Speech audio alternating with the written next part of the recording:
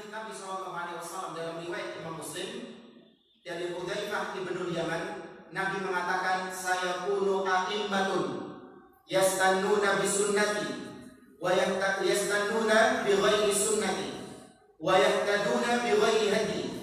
Kata Nabi, kelak akan ada pemimpin-pemimpin setelahku yang tidak menggunakan petunjukku dalam kepemimpinannya dan tidak menggunakan sunnahku dalam kepemimpinannya.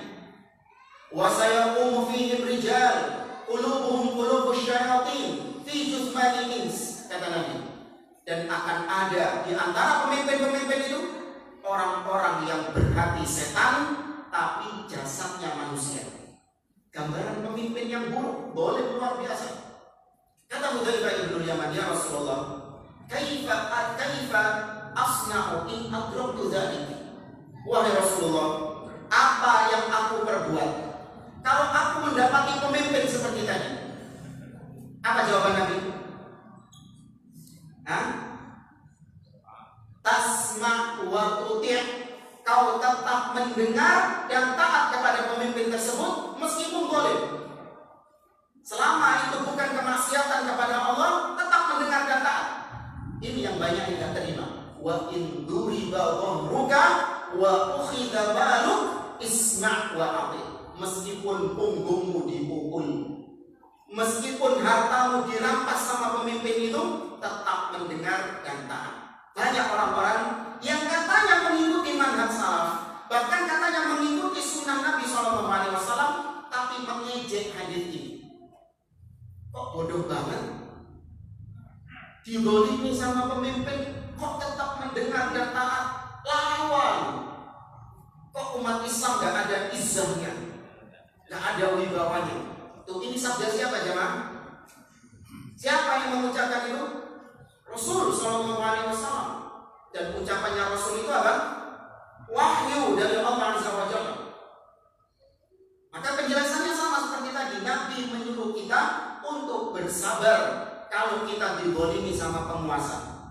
Bersabar di sini dalam artian bukan berarti kita nggak boleh mengembalikan hak kita yang diambil sama penguasa. Boleh, silakan. Dan penguasa misalnya merampas hak kita. Kita punya tanah, tahu-tahu diambil sama penguasa. Apa kemudian dibiarkan? Gak boleh ada upaya-upaya supaya kita bisa mengembalikan hak kita lagi? Boleh? Boleh. Selama memang tadi batasannya apa? Syar'i. Masih halal. Datang ke penguasa misalnya, jelaskan kepada penguasa bahwa tanah ini tanah saya, begini, ini bukti-buktinya. Gak apa-apa. Itu hak Anda. Tapi kalau ternyata sama penguasa tetap enggak, tanahmu saya ambil, tanahmu saya sita. Ketika sudah selesai cara-cara yang halal dia tempuh, ternyata tetap seperti itu, jangan melangkah ke cara-cara yang haram. Apa itu? Mengumpulkan massa. Melakukan apa? Demo. Ustaz, kenapa demo kok jalan yang haram? Karena ditegaskan oleh Nabi SAW tidak boleh menasihati pemimpin secara terang-terangan. Nabi mengatakan dalam hadis riwayat Imam Ahmad, "Man kana nasiha lidhi sultanin fala yubdi lahu alaniya." Barang siapa yang punya nasihat kepada pemimpin, maka jangan ditampakkan di depan umum. Walakin liyakhud biyadihi, tapi hendaknya dia gandeng tangannya. Wa yakhluwa bihi, dan berdua-duaan dengannya. Fa in qabila minhu fadar, kalau nasihatmu diterima, selesai. Wa illa qad adda alladhi 'alaihi lahu. Tapi kalau nasihatmu tidak diterima, tugasmu sudah selesai, menyampaikan nasihat kepadanya. Selesai. Jangan gara-gara tanah Anda diambil sama penguasa, Anda kemudian menjelekkan penguasa, mengajak orang lain untuk benci kepada penguasa, akhirnya membuka pintu fitnah, membuka pintu prahara dalam negeri tersebut. Yang ujungnya apa? Stabilitas keamanan jadi hilang. Padahal nikmat aman harus dijaga.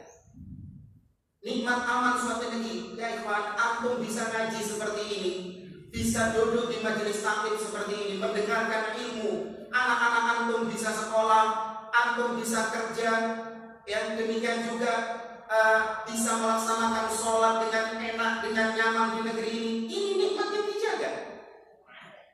Jangan sampai membuka pintu-pintu yang menyebabkan nikmat iman ini jadi hilang. Apa salah satunya? Memprovokasi kaum muslimin untuk membenci kepada penguasa. Ini indahnya syariat Islam. Islam menutup pintu-pintu seperti itu, melarang kita untuk mencaci maki penguasa di depan umum. Bukan karena kita ini ridho dengan kezaliman penguasa, bukan karena kita ini mendukung keburukan-keburukan penguasa, tidak. Tapi agar apa? Menutup pintu-pintu fitnah, menutup pintu-pintu prahara. Yang kalau ini dicabut, gak bisa untuk duduk di zaman. Lihat yang terjadi di negara-negara Timur Tengah sana. Ya sudah banyak contohnya itu terjadi di zaman sekarang kok. Bukan terjadi di zaman dahulu, sekarang terjadi.